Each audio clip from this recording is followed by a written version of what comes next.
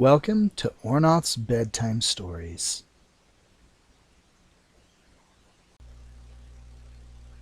Tonight's story, Orn Oth and the Magic of the Sunset, written by Orn Oth the Dragon, and read by Orn Oth the Dragon. Orn Oth the little silver dragon sat at his favorite cliffside to watch the sunrise. He enjoyed how everything slowly became bright and vibrant as the sun peeked over the horizon and then slowly climbed into the sky. His favorite times of the day were when the sun rose and set, but today he was going to find out how all the pretty pinks and reds that painted the sky actually happened at sunset. He had already asked lots of the forest creatures that could fly what they knew about how the sunset was made. None of them really knew how it was made, but they did have some different ideas that they shared with him. The bugs, like the dragonfly and the butterfly, all seemed to think that the clouds were full of bugs that could change their color. The small birds, like the robin and the blue jay, thought it was the clouds trying to show off to one another. Orn Oth thought it might be that there was someone up there in the clouds that painted them every night.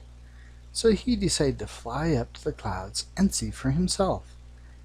Even though he had never gone that high in the sky before, Orn Oth felt that he had to know what was happening. So Orn Oth backed up a little and put his head down, ready to dash. He wiggled his hindquarters and then dashed forward and jumped, opening his little wings. Orn Oth soared over the trees and looked for an updraft. As the sun warmed the ground, some areas created warm winds that pushed air up. Orn Oth used these to try to get higher, but he still was not close enough to the clouds.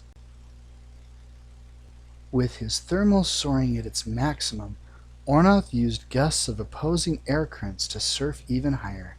He used lots of tricks his bird friends had taught him to go so high that he could no longer make out individual trees on the ground. Finally, he had reached the clouds. Because Orn Oth was a dragon, he did know a little magic of his own. Because he was a silver dragon, one of the magical things he knew how to do was to walk on the clouds. He had practiced this many times on fog, what he called ground clouds, so he was not worried about getting too tired up there. Orn Oth looked around. The clouds were cold and wet, and there was no one that seemed to be around. Maybe everyone up here sleeps during the day, Orn Oth pondered. So he landed on a cloud and walked around. Orn Oth looked and looked all over the clouds, but couldn't find anyone, not even a place where anyone would be sleeping.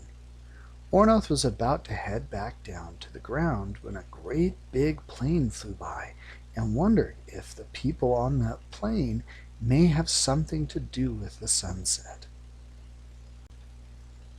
So Orn Oth decided to follow the plane, but it flew so fast that poor Orn Oth could not keep up. Orn Oth still did his best, but he was no match for the speed of that great big plane. Though Orn Oth could see people inside as the plane had windows, and Orn Oth knew where people lived. So Orn Oth figured that the plane must be headed to the city, and that is where he would have to go. But first he was tired, so he landed on a little cloud and shaped it into a little bed, and then Orn Oth used it to take a nap. After Orn Oth woke up, he felt much better and was ready to go to the city, so he glided off and flew over to the city. Orn Oth had to look for some time to find what he was looking for, but eventually he saw the plane that had passed him by and circled down to land on it. He looked around. There were people busy moving things around and getting the plane ready for another flight. Orn Oth tried to call to them and ask some questions, but it was too loud. So Orn Oth decided to fly around and see if he could find a more quiet place to ask about the plains and the clouds and the sunset. Orn Oth flew around and around, trying to find a calm spot, but the airport was very busy. So he landed in front of the big doors and waddled in and wandered around until he found a quiet place where an old gentleman was sitting and waiting. Orn Oth climbed up onto the back of the chair next to the gentleman and looked around. "May I help you, friend?" the old gentleman asked. "I am looking for someone who can tell me how the plains work, and if they paint the clouds to make the sunset," Orn Oth responded. The gentleman chuckled.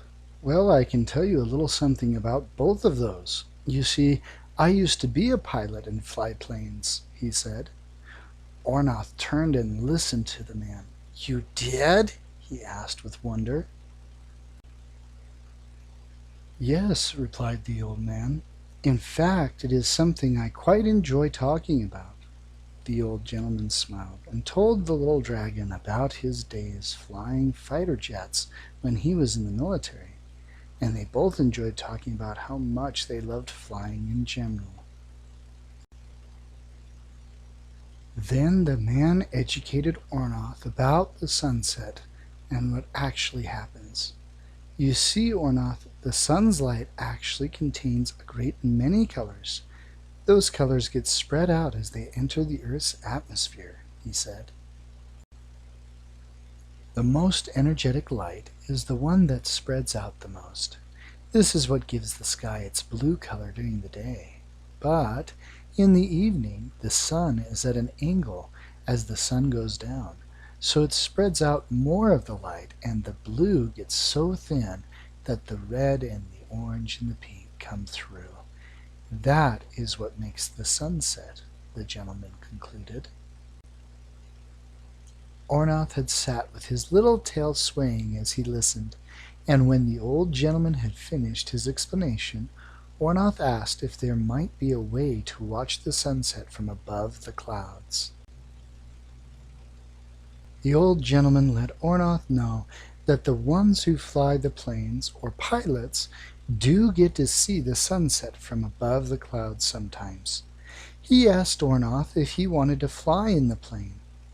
Orn Oth thought about this and decided that today was not the day he wanted to try flying in a plane. Orn Oth thanked the old gentleman for his offer and let him know that he did want to try a plane someday, but for today he would simply watch it from the forest and then sleep under the stars.